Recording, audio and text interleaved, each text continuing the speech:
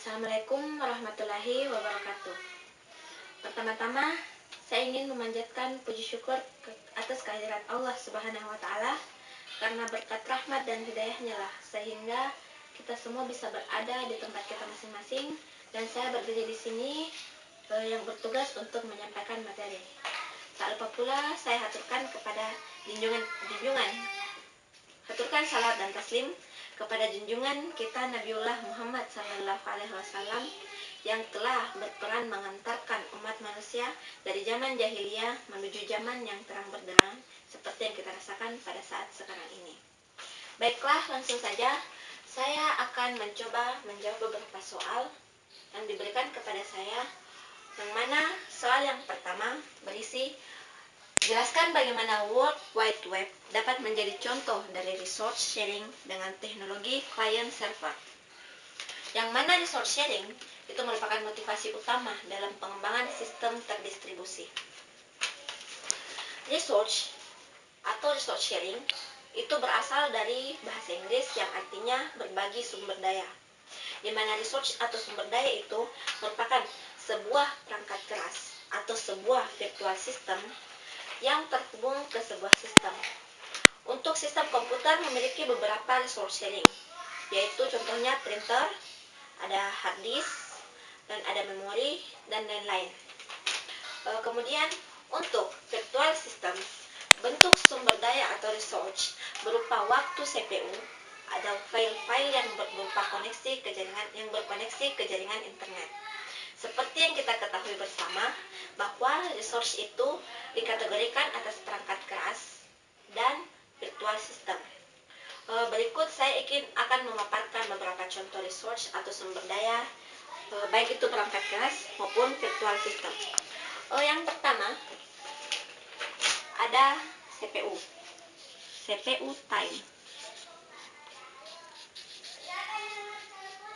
Yang mana CPU time itu merupakan sejumlah waktu yang digunakan oleh Central Processing Unit atau CPU yang dalam proses sebuah komputer, dalam memproses sebuah instruksi dalam program komputer maksud saya. Kemudian yang kedua ada memori.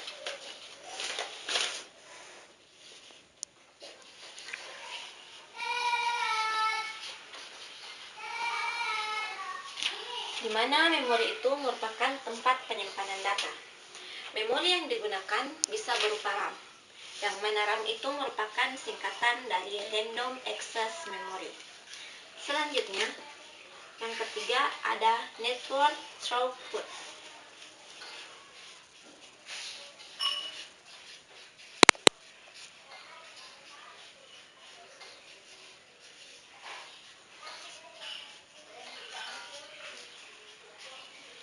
Yang mana network throughput merupakan sebuah hubungan koneksi ke sebuah jaringan, yang mana sumber daya koneksi ini bisa berupa media, kabel, atau nirkabel. Selanjutnya, yang keempat ada hard disk space.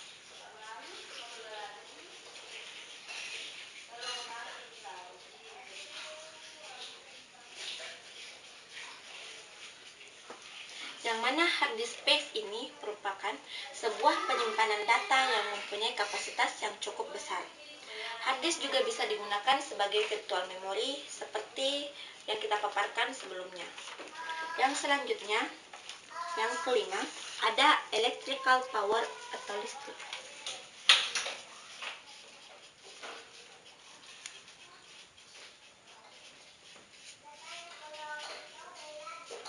Ada electrical power, yang mana ini merupakan sebuah energi listrik untuk mengaktifkan komponen yang ada di elektronika pada komputer.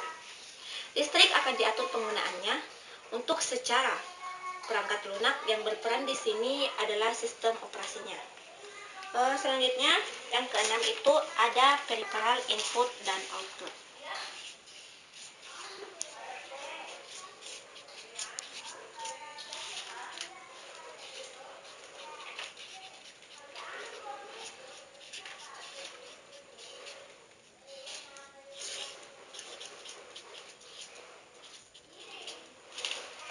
Peripheral input output, yang yang mana yang pertama itu peripheral input, merupakan sebuah alat yang memberi masukan ke sebuah komputer, baik berupa suara, gerakan, sentuhan, dan sebagainya.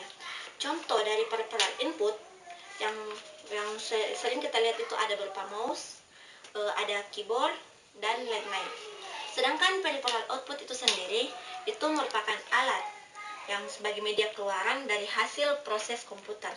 Contohnya ada speaker, ada printer, ada monitor, dan lain-lain. Selanjutnya, pada resource sharing mungkin memungkinkan ada dua buah proses atau lebih yang dapat menggunakan data atau perangkat hardware, yaitu perangkat keras, secara simultan. Sedangkan pada jaringan sendiri itu memungkinkan ada dua buah komputer atau lebih yang dapat menggunakan data atau perangkat dalam sebuah jaringan kerja komputer. Oke, selanjutnya kita akan membahas tentang World Wide Web. Yang mana World Wide Web yaitu suatu ruang informasi yang digunakan oleh suatu pendeteksi global yang dinamakan URL atau merupakan singkatan dari Uniform Resource Identifier yang berfungsi sebagai pengidentifikasian suatu sumber daya. Maka dari itu, mengapa World Wide Web itu merupakan resource sharing dengan teknologi client server? Karena WWW atau World Wide Web itu merupakan bagian dari internet yang menyediakan berbagai jenis resource yang dapat ditampilkan oleh pengguna itu sendiri. Baiklah, kita akan lanjut ke soal kedua. Yang mana soalnya itu meminta kita untuk menjelaskan referensi yang digunakan. Salah satunya referensi ada COU 01. Yang mana referensi ini merupakan referensi dari Coulouris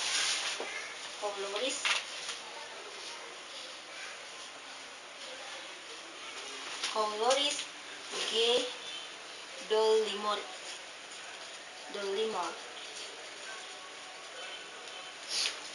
Yang mana referensinya ini menyatakan bahwa case adalah sebuah penyimpanan dari koleksi data yang digunakan sebelumnya, yang mana letaknya itu dekat dengan si peminta data dari dan di mana letak data itu berada dekat pada data si peminta dan data daripada penyedia yang aslinya. Kata-kata ini dikutip dari kata-kata Coulouris pada referensinya yaitu COU 01. Selanjutnya, hal ini berarti dari kata-kata itu dapat diartikan bahwa data aslinya itu lebih mahal untuk diambil atau karena waktu yang akses yang lebih lama atau untuk dikomputasi ulang dibandingkan dengan biaya untuk membaca dari case itu sendiri. Data ini dikutip dari Theron Tabratas dan Purbo Wiono pada bukunya yaitu Teknologi VoIP atau Voice over Internet Protocol. Baiklah, selanjutnya kita akan membahas tentang soal ketiga, yang mana pada soal ini kita diminta untuk menjelaskan protokol-protokol pada TCP/IP. Mungkin bisa dilihat sendiri, jelaskan protokol-protokol yang mendukung WWW itu sendiri. Baiklah, saya akan sedikit menjelaskan tentang protokol pendukungnya.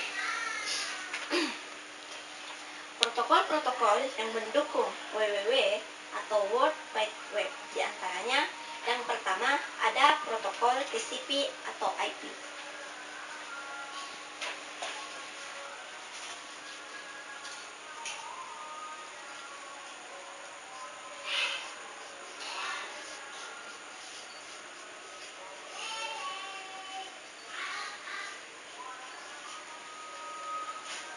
Protokol TCP atau IP merupakan sebuah protokol yang memberi dukungan jaringan untuk menghubungkan seluruh tempat dan host, serta mengikuti aturan-aturan standar yang dimana aturan-aturan itu tentang bagaimana komputer-komputer itu berkomunikasi dan bagaimana protokol TCP atau IP mengikuti model-model konsep 4 layer yang dikenal sebagai model Department of Defense atau disingkat sebagai DoD, yang mana diantaranya ada application, ada transport, ada internet, dan ada network interface.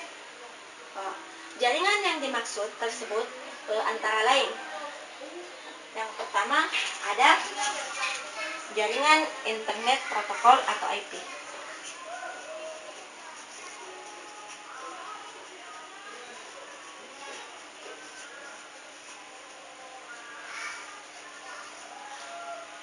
Yang kedua, yang dimaksud pada poin kedua yaitu ada internet exchange paket atau internet paket exchange, yang mana disingkat dengan IPX.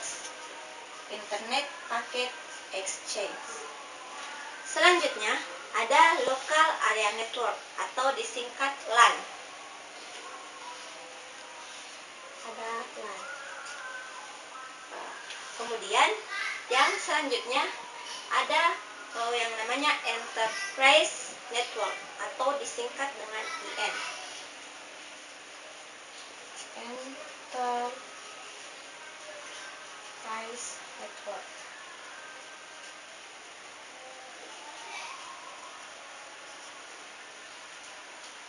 Pada poin selanjutnya ada yang disebut Metropolitan Area Network atau disingkat sebagai MAN. Dan yang terakhir ada Wide Area Network atau disebut WAN.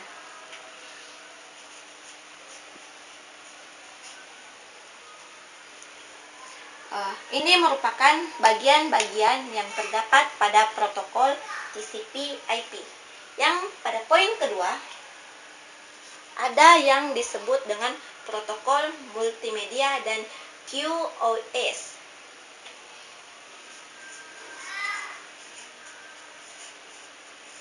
Protokol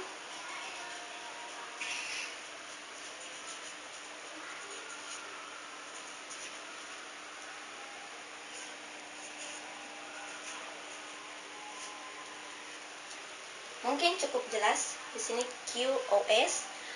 Kemudian pada poin ketiga ada yang disebut dengan Mikrotik protokol.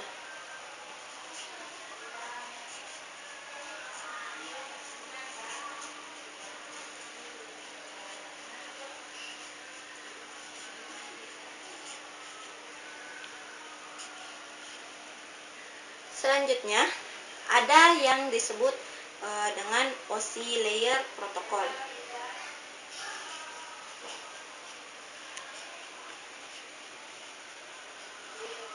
OSI layer. Pada OSI layer ini terdiri dari physical, data link, network, transport, session, presentation, dan application jika kita urutkan berdasarkan urutan yang paling dasar. Kemudian yang kelima ada yang namanya Hypertext Transfer Protocol atau HTTP. Yang kelima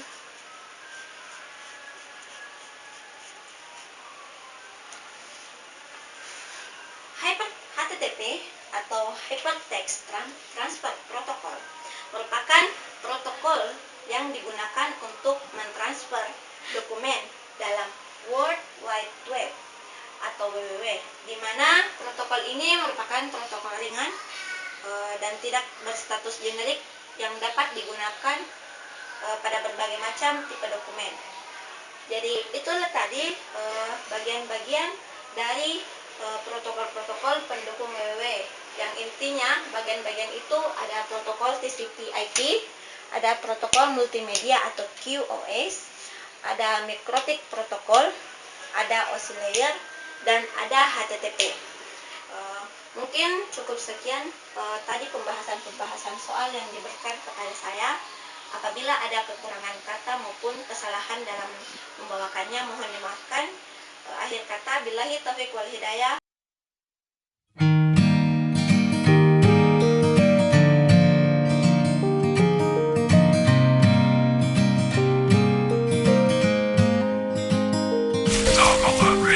Girl, your heart, girl, your face is so different from the others. I'll say you're the only one that I'll adore.